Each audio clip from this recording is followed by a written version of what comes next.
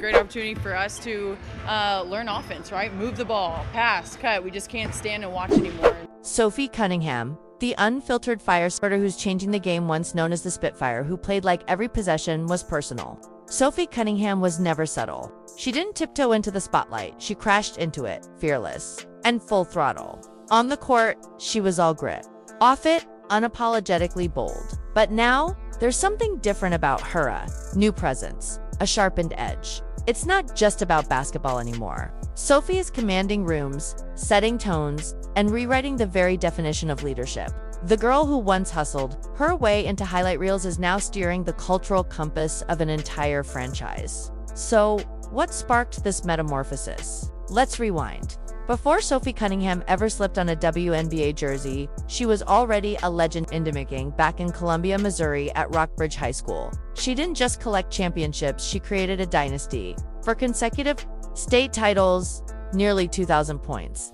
A McDonald's All-American nod, her style fierce, her intent clear. She wasn't just playing to win, she was playing to leave a legacy. Then came Missouri.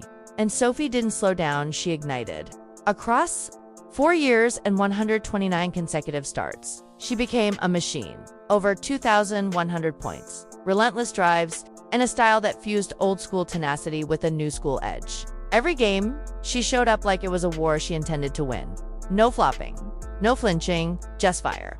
When the Phoenix Mercury drafted her 13th overall in 2019, making her the highest pick in Mizzou history, it wasn't just a milestone, it was a mission. But rookie years aren't made for fairy tales. Sophie earned every second on the hardwood the hard way, chasing rebounds, hitting cold shots with hot confidence, and grinding for every loose ball. But over 6 seasons with the Mercury, something crept in: comfort, and for someone forged in chaos. Comfort was a silent enemy. That's why the 2025 trade to Indiana wasn't a reset, it was a rebirth. The Fever were buzzing. Caitlin Clark had arrived with generational promise. Aaliyah Boston was a presence in the paint. The system, fast, furious, and unforgiving. Right up Sophie's alley, gone where the spot-up rolls. Here, every possession demanded full-throttle commitment. And Sophie thrived. Training camp wasn't just a formality, it was a statement. She didn't blend in. She took over. Coaches saw it, teammates felt it. The edge was back, but the transformation wasn't just physical, it was philosophical. Sophie stopped playing to fit in. She started playing to lead. By mid-season, she wasn't a complimentary piece. She was the one turning Indiana's heartbeat into a battle cry. Her defining moment, June 17, 2025.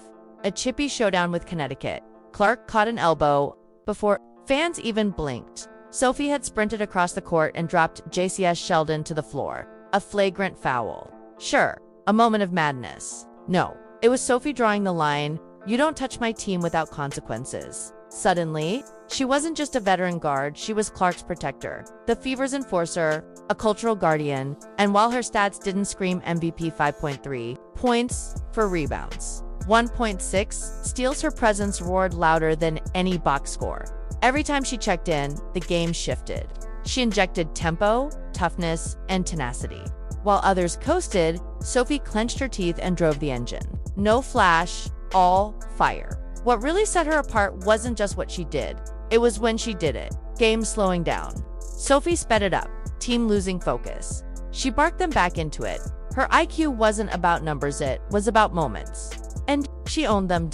Then came the mic drop. After a brutal loss where Indiana shot a miserable 30%. Sophie stepped to the mic not to dodge blame, but to serve it. We have good spurts, but why are we not being consistent? She challenged. She didn't offer fluff. She issued a demand. Fans heard it. Coaches heard it. So did the locker room. And just days later, the quote that shook the league, "No more motion offense," delivered deadpan on live TV. No yelling, no dramatics. Just the kind of truth that splits rooms. Teammates chuckled. Coaches winced. Caitlin Clark reposted the clip with 4 words. 100% with you. The message was clear. Sophie wasn't just speaking. She was saying what everyone else had been afraid to. Suddenly, the Fever weren't just a team. They were a conversation. And Sophie, she wasn't just part of it, she was it. Media outlets ran wild. Yahoo Sports called it a tactical mic drop. Debate shows argued over whether she was a loose cannon or a truth teller. But the players there knew Sophie had voiced what the locker room needed to hear. Not drama-direction. Sydney Colson summed it up with a meme, Sophie holding a mic. The caption reading, "When the truth gets too real for morning coffee." It was funny, but it was also respect. Because what Sophie brought was never about attention, it was about accountability.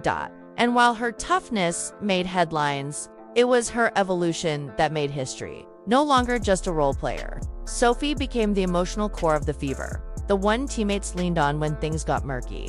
The one who stepped in when Clark was sidelined, calmly sinking the free throws that sealed a gritty preseason win. When asked about her 16-point 10-rebound double-double against Atlanta, she just shrugged. About dang time. Even her humor carried weight. Behind the swagger was discipline. Her off-seasons weren't spent chasing luxury. They were grounded in purpose. On her grandparents' 75-acre farm in Missouri, Sophie trained at sunrise, fished in creeks, and recentered. No flashy cars. No ego trips. Just grit, gratitude, and gold setting. Her fashion. Eclectic, fearless, and unapologetically her. One viral fit color block mini dress with tan lines and total confidence was styled by her mom and became a symbol of authenticity. Sophie's Instagram, with nearly 150K followers, offers more than curated images. A mirror into a life lived loud and real. She's inked partnerships with Adidas and GMC, but not to sell. To align, to live a life where function meets flair and work ethic drives the brand, not the other way around. Even in controversy, she leads. After that infamous Connecticut takedown, fans didn't cancel her, they crowned her. Her jersey surged to the top of Indiana's sales. Her silence in response, louder than any quote. She let the footage speak, but off the court, Sophie's just as relentless, organizing youth classics for Midwestern athletes, supporting the Ronald McDonald House, and building bridges where others might build brands. She doesn't chase headlines, she chases impact. And her bond with Clark, deeper than optics. They pray before games, laugh between drills, and lead in tandem. One the face, the other the fire. So, what is this? Chapter 4. Sophie Cunningham. It's not a comeback. It's a renaissance, a reinvention of what a role player can mean, a redefinition of leadership in real time, and a reminder that sometimes the most important voice in the room isn't the loudest, it's the truest. Sophie didn't just find her role in Indiana. She flipped the script out now. The only question is, can the flame she lit carry the Fever all the way to glory? Stay tuned, because Sophie Cunningham isn't done yet, not even close.